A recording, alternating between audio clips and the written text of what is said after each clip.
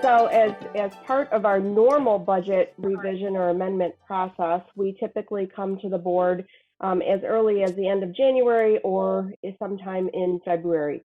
We did do a December special amendment, but that focus was really on significant changes to key revenue items, thankfully in a positive direction, as well as COVID funding and some COVID costs. This particular amendment is our normal process where we take a deeper look at different areas of the budget, both revenue and expenditures. We are required by law to have the board adopt a budget for our general fund as well as all of our special revenue funds. So all of those are being amended this evening. The Novus board package has all of the details, and I am going to present the highlights in these slides. So next slide, please, Dave.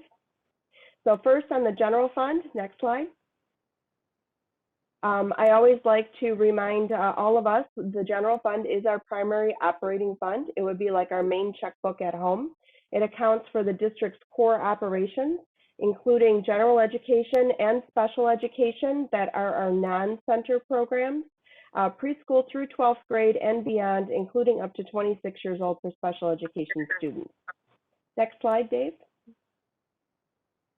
So funding sources for the general fund, almost 3/4 of the general fund's revenue is based on that per pupil funding called foundation allowance per pupil, which is just over $12,000 per pupil here in Bloomfield Hills, multiplied by enrollment. And the enrollment's not head count, it's actually a full-time equivalent count. And the general fund receives the general fund portion, and then there are some center program students where we send the money into a separate account, into the center program fund. So the state's budgeting process actually determines this amount per pupil annually. Some of that foundation allowance is funded by the state, some locally, and I'll have a slide on that in a moment. Right now, the state budget process is just kicking off with the governor's budget. And now over the next several months, we watch as it goes through the Senate and the House developing their budgets. And then we always hope to know what that amount is by the time the board needs to approve a budget before July 1st.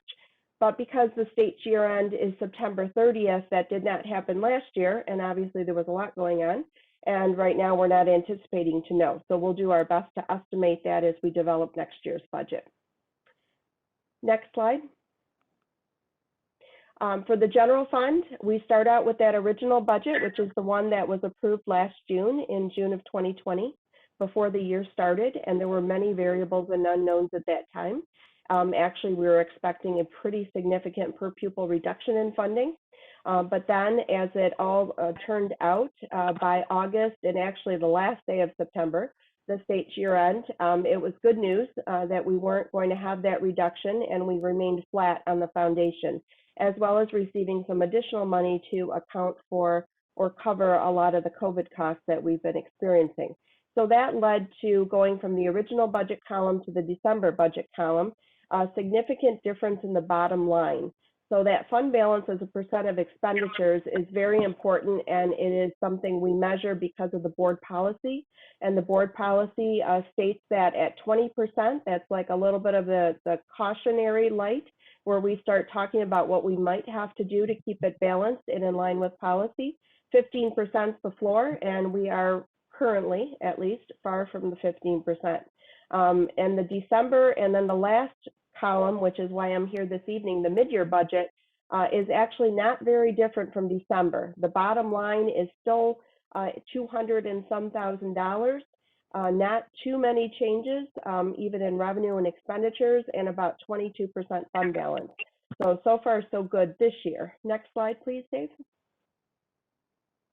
The mid-year revisions, I typically do a crosswalk, and there's usually a lot more to say or a couple of slides on this, but because the net change is not much, I'm just pointing out some of the revenue items that we had variances on that we've now amended, which is an improvement of about $600,000. But on the expenditure side, we actually had more expenditures in total than in December by about $600,000. So we end up net at about $232,000 of surplus this year projected. through the end of this year. And we'll still be watching all of the costs, including what we expect to be a bit more PPE based on tonight's decision. So as we move towards the end of the year, there will be a final amendment that I will bring to the board and update the committee accordingly in April and May and then June for the final recommendation. Next slide, Dave. Just a few pie charts on the revenue sources, looking at 47% that is state funded, that's the largest source, and 42 local. Sometimes that gets a little curious because I said about 3/4 is foundation. So Dave, if you go to the next slide, I like to use the next one instead. Where on the left side, I show the foundation allowance, which is comprised of state and local monies of 71% this year.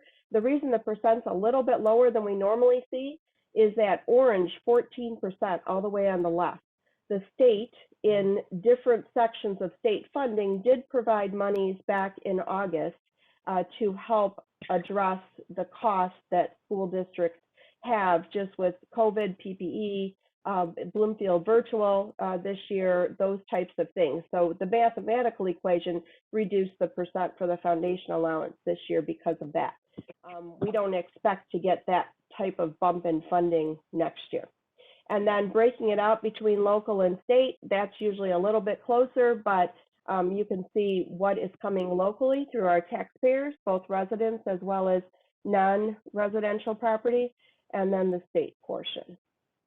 Next slide, Dave. General fund expenditures by object. So as we would expect, our largest cost are our staff, and that is in the blue, about 83%.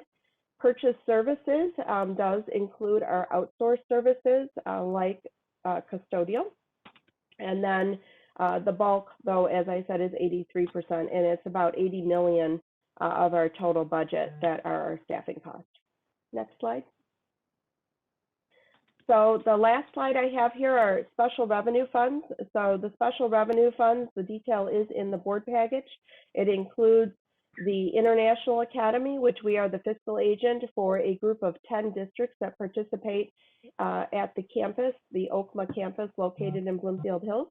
And then the center program is for the county center programs, Wing Lake, as well as our deaf and hard of hearing programs. We are the center operator. There is a separate fund that accounts for that activity for the county.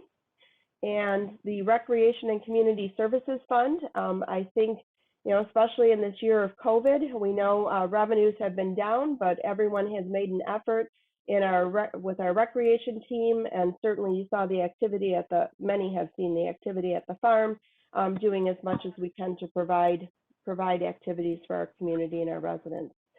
Food services is another special revenue fund, and Hills Activities is new based on some accounting rule changes, and then we have co-curricular endowment. So all of those details were in the board package, and if you go to the very last slide, Dave, not too many numbers here, just a lot of snapshots, because our website does have a tremendous amount of information depending on what you're looking for. Right on the home page in the very upper left-hand corner, there's a transparency icon. Clicking on that will get you to most everything on the left, including some financial indicator scores. And right now, that amended budget shows December because our board hasn't approved it yet, and I expect us to stay at an indicator score of 0, which may not be logical, but that is actually the best score that you can get. 10 is not good. So we've been doing quite well managing, and even managing during the times that we've had to look for ways to balance that budget. With that, Mr. Colon, I will entertain any other questions that we have.